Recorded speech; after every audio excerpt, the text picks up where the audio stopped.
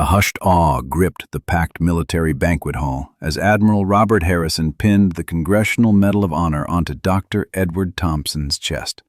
Just 24 hours prior, this revered African-American veteran lay handcuffed, face pressed against the cold concrete outside Fort Carson's main gate, bloodied and disgraced.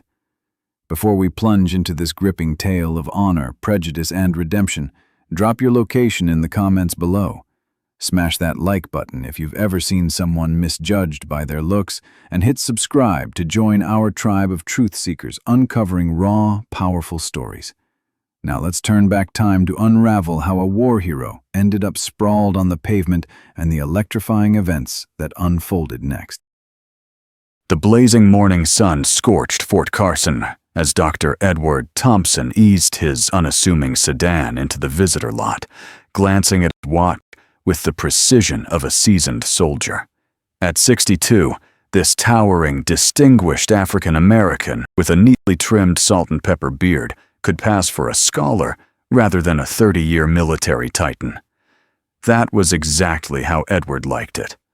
Over decades, he'd learned blending in exposed the world's true colors more than standing out ever could.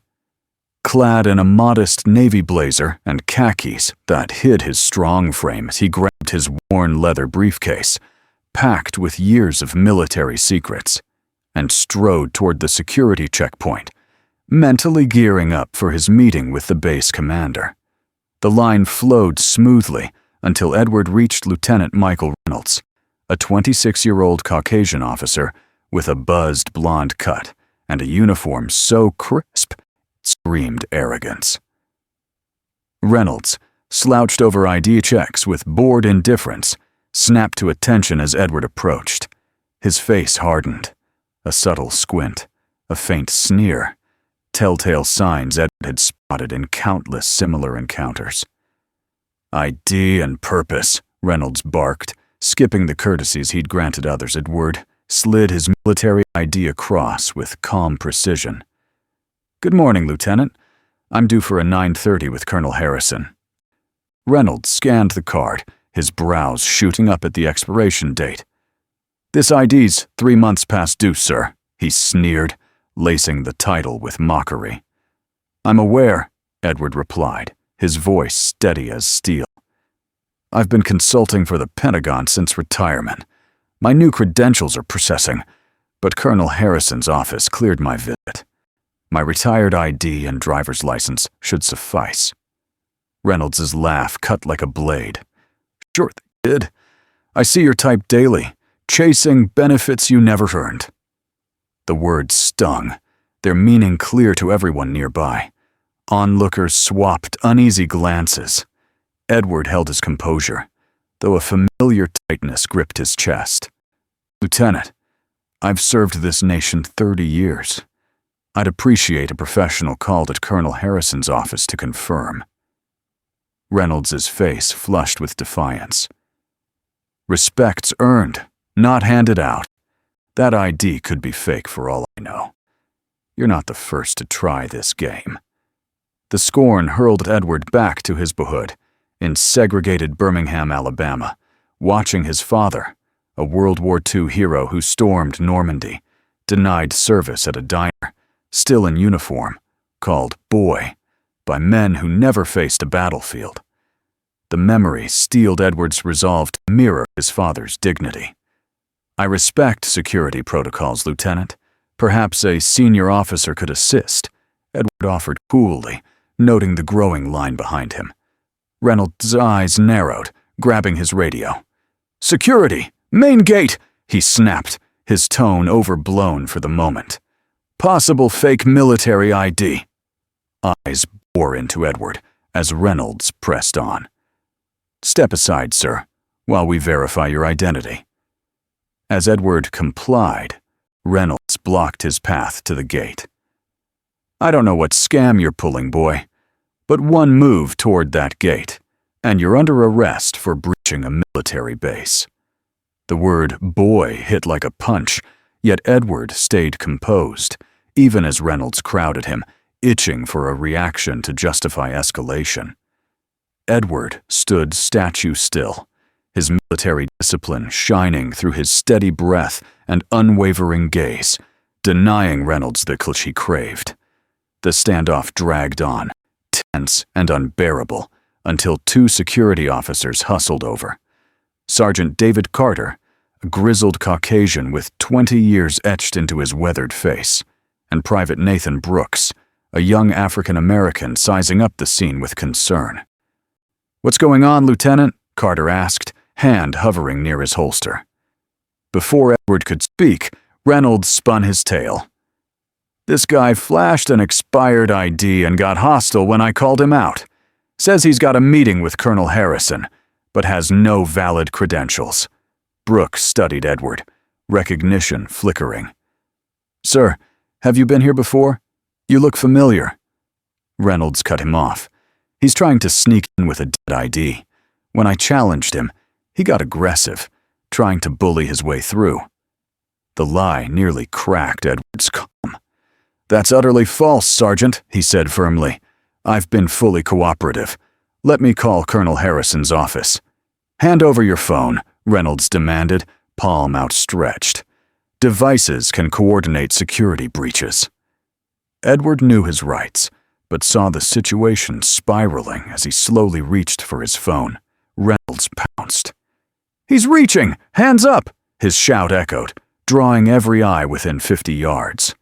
"I'm complying, as ordered," Edward said, hands raised, voice level despite the adrenaline surging within. "I'll follow all lawful commands." Reynolds' face twisted. "Your tone and stance feel threatening." "Sergeant Carter, secure him." Brooks hesitated, unease plain. "Sir, I'm not sure." "That's an order, Private," Reynolds snapped. "Ignoring a threat is dereliction." With no choice, Carter and Brooks moved in. Edward offered no resistance as they pinned him against the security booth. "Hands behind you, sir," Carter said, his eyes apologetic despite his firm grip. As handcuffs bit into Edward's wrists, he noticed bystanders filming, capturing his public shaming, a wound deeper than the metal's bite. Carter searched him thoroughly while Reynolds smirked. When they reached his briefcase, Reynolds dumped its contents onto the counter. Photos with presidents, commendation letters, and a velvet box of metal spilled out. "Some forgery setup," Reynolds scoffed, rifling through. "These medals look real.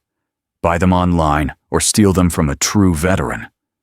The accusation seared Edward. Amid the chaos, he shifted to ease his left knee, scarred from a botched Somalia mission. The move prompted Carter to slam him down harder, his knee cracking against concrete. White-hot pain ripped through him, forcing a gasp. "Stop resisting," Reynolds bellowed, though Edward hadn't fought back. A military police captain, William Foster, strode up, drawn by the commotion. "What's happening here?" he demanded, scanning the scene. Reynolds fed him a skewed recap, inflating the incident. When Edward tried to explain, Foster cut him off. "You'll talk at the security office." Desperate to de-escalate, Edward addressed Foster. "Sir?" "I'm expected by Colonel Harrison for a critical base evaluation. Please call his office." Foster glanced at Reynolds, who smirked. "Everyone's expected when caught, right?" Foster signaled for Edward's escort. As they moved him, his knee gave out from the earlier blow, sending him crashing face first onto the concrete, unable to break his fall. His forehead split, blood trickling down. Through ringing ears, Edward heard laughter, its source unclear. In that moment, sprawled on the ground, blood warming his face, Dr. Edward Thompson, whose genius had saved countless lives, sought by presidents and generals, was reduced to just another African-American in cuffs, stripped of dignity by those in the uniform he'd honored for 30 years. In a sleek Pentagon office, Colonel Maria Lopez was poring over satellite data when her secure line blared urgently. The sharp Latina officer, with 22 years of service, answered instantly, her face twisting from focus to shock. "Say that again," she demanded, her chair crashing against the wall as she stood. "Doctor?" Thompson's detained at Fort Carson. Her fingers flew across her keyboard, pulling up a military record that would have silenced Reynolds. Dr. Edward Thompson, ex-commander of the Phantom Squadron, tactical genius, Medal of Honor recipient, now bleeding at Fort Carson's gate. "Get me Fort Carson Command, now!" she barked, dialing another line. "Code Orange Emergency." As the Pentagon scrambled, Maria grasped the stakes. Few knew Thompson's full impact on national security. In the Somalia hostage crisis 15 years ago, his daring plan saved 37 Americans from execution. A classified op now taught at West Point, its creator unknown to instructors. Later, captured behind enemy lines, he endured 3 weeks of torture, revealing nothing, shielding 17 operatives. His escape and return to duty were the stuff of legend. During Hurricane Katrina, he defied protocol, diverting his team to save 143 civilians, earning a private presidential commendation. 3 presidents had honored him, his innovations reshaping special ops globally. Now, as a Joint Chiefs advisor, he was assessing Fort Carson for a strategic command center, a secret only the highest clearances knew. His scattered briefcase held classified files that could endanger national security if mishandled. Maria's blood ran cold. "Connect me to the Secretary of Defense," she ordered her aide, juggling crisis calls. "Find the officer on watch at Carson's gate." Digging into Reynolds' record, she found troubling patterns. Complaints from minority troops, dismissed for insufficient evidence, and biased enforcement. The system's failure had sparked a national security crisis involving a military icon. Imagine being Edward Thompson, decades of service erased by prejudice. Drop a 1 in the comments if you've been judged by looks, not merit. Like if veterans deserve better, no matter their race. Subscribe for the jaw-dropping conclusion. What happens when Fort Carson's commander learns a hero's been humiliated at his gate? Will Reynolds face justice, or will the military shield its own? Let's dive deeper. Colonel James Peterson paced his office, nerves frayed, checking his watch repeatedly. "Any word from Dr. Thompson?" he asked Major Sarah Lee. "He's never late. Something's off." Peterson's battlefield instincts screamed trouble. Major Lee, usually poised, frowned. "No contact, sir. His phone's unanswered. His Pentagon liaison says he left at 0500. As Peterson prepared to launch a base-wide search, his secure line rang with the Pentagon's distinct tone. He grabbed it, Maria Lopez's voice relaying the gate's chaos. His face paled. "He's what?" he roared. "Who greenlit this? I want names." Slamming the phone down, he stormed out. "Major! Now!" His vehicle screeched through the base, lights blazing, protocol cast aside. At the checkpoint, Edward faced a dire crisis. Stress, exertion, and his knee injury triggered crushing chest pain. A prior heart attack had taught him the signs. "I need medical help," he told Private Brooks calmly. "I have a cardiac condition." Brooks, alarmed by Edward's pallor and sweat, called out, "Sir, he needs a medic!" Reynolds scoffed. "Perfect timing, huh? Right when we're hauling him in." His disdain dripped. Classic con. Brooks stood firm. "Sir, he's showing cardiac distress. Pale, sweating, labored breathing. We need to check his vitals." Reynolds loomed over Edward. "Convenient heart attack, isn't it? First you try bullying your way in, now faking pain to dodge consequences." Edward, pain mounting, stayed composed. "Lieutenant, I'm reporting a medical condition needing attention." "You don't call the shots," Reynolds snapped. "I decide what's urgent." To Brooks, "Stand down, Private." "That's an order." Brooks wavered, torn between duty and ethics. "Sir, if he's having a heart attack and we ignore it—" "One more word, and you're on report," Reynolds cut in. "Your soft heart has no place in protocol." Tires screeched as Colonel Peterson's vehicle roared up. Edward's chest pain spiked, radiating to his arm, vision tunneling. As Peterson charged forward, their eyes met, just as Edward collapsed. "Edward!" Peterson yelled, sprinting to him. His use of Thompson's first name stunned all, especially Reynolds, frozen in shock. Peterson checked vitals, radioing. "Medical emergency! Main gate! Cardiac team, now! Priority Alpha!" To the team, "Uncuff him now, direct order." Carter complied swiftly. Foster gaped. "Sir, you know him?" "Know him?" Peterson's glare burned. "This is Dr. Edward Thompson, Phantom Squadron Commander, Medal of Honor hero. Here on Joint Chief's orders." The truth hit like a grenade. Brooks's eyes widened. He'd studied Thompson's tactics. Foster stepped back, grasping the disaster. Reynolds's face cycled through shock, disbelief, and dread. "Impossible," he stammered. His ID was expired. He didn't look. "Didn't look like what?" Peterson's voice was lethal. "A hero? A top officer? Or just not worthy of dignity?" Medics rushed in, transferring Edward to a gurney. Peterson turned on the team. "You're all confined to base pending investigation. Witness statements in 1 hour." To Reynolds, "Report to my office once he's stable." This isn't over. As the ambulance raced off, the weight of their error sank in. They'd humiliated a military legend, and his life now hung by a thread due to their prejudice, a failure that would rock the military. The hospital buzzed with urgency as medics wheeled Dr. Thompson through the doors. "Possible heart attack, 62-year-old male, prior cardiac history," the paramedic reported. "BP crashed to 90/60.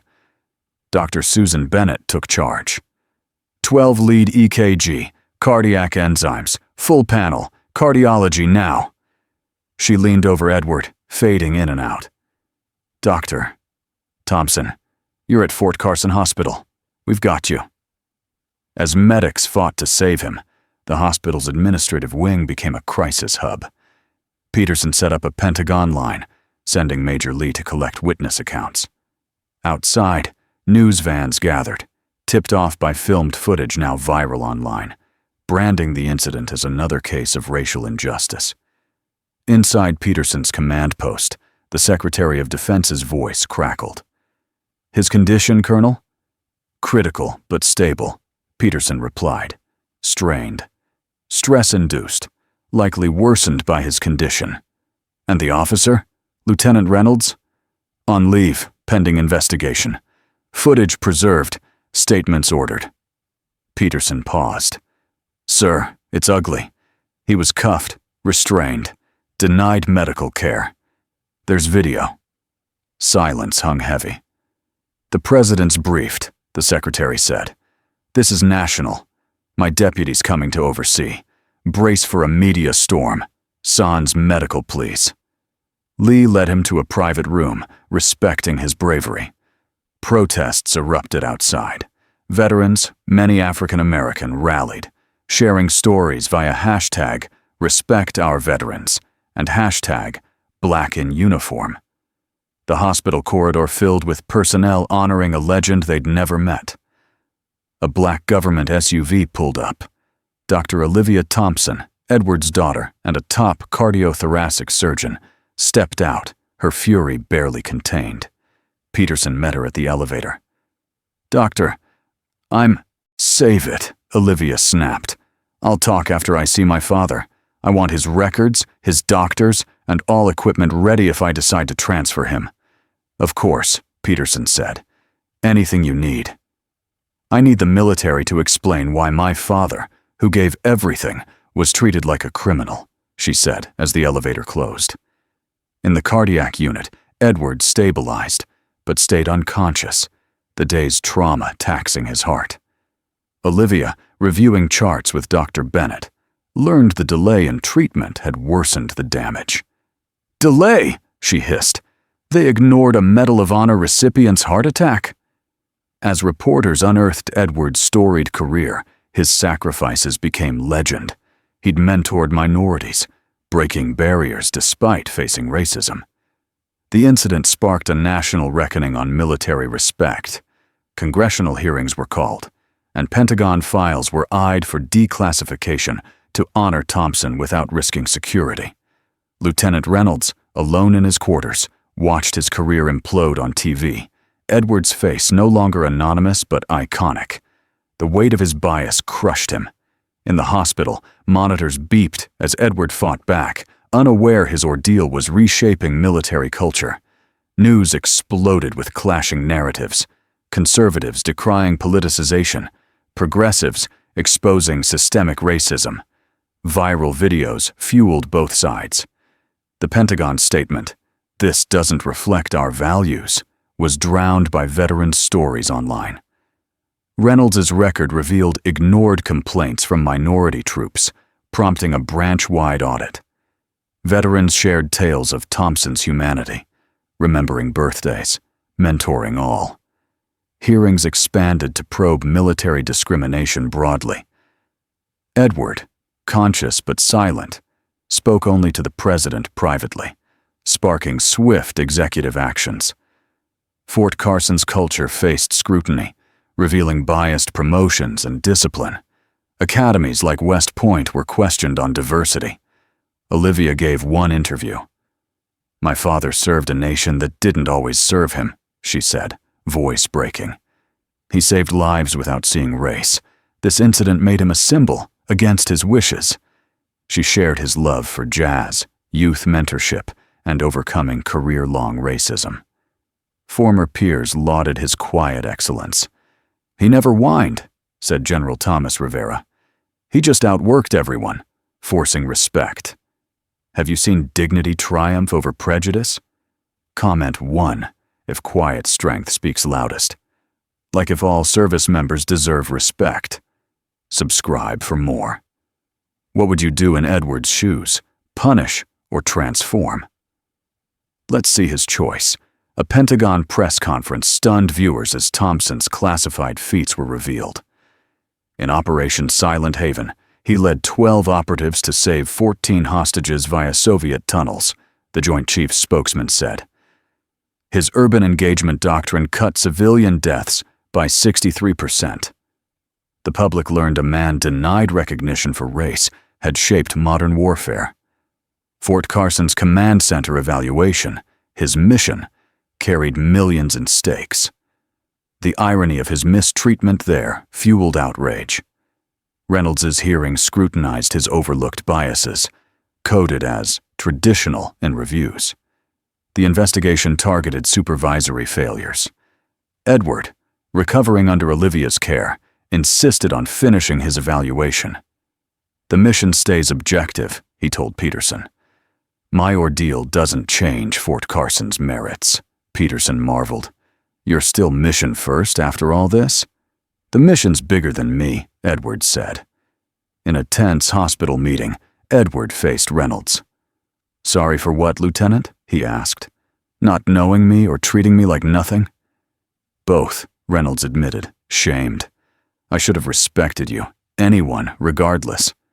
"Why the plain car, no medals?" Edward asked. "To see how bases treat the powerless. That's the true test."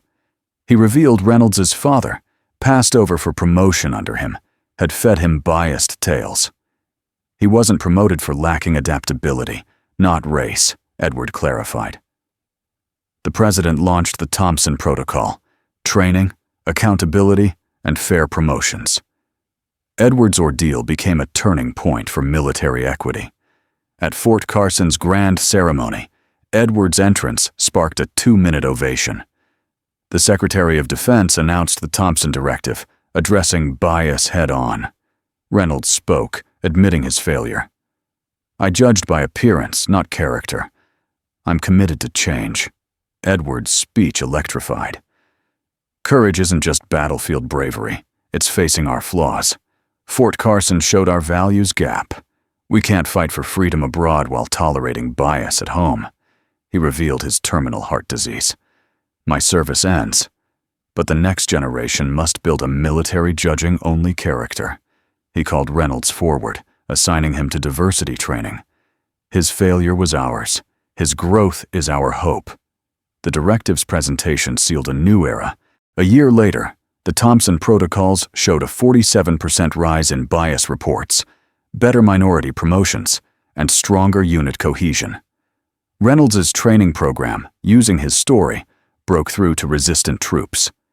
Edward passed 6 months post-ceremony, his funeral uniting thousands, with Reynolds as a pallbearer, a symbol of redemption. His final words, "My greatest impact wasn't battlefield wins, but a moment of injustice sparking change." A West Point Memorial and Education Center now teach his legacy of courage and dignity, reshaping the military toward equality.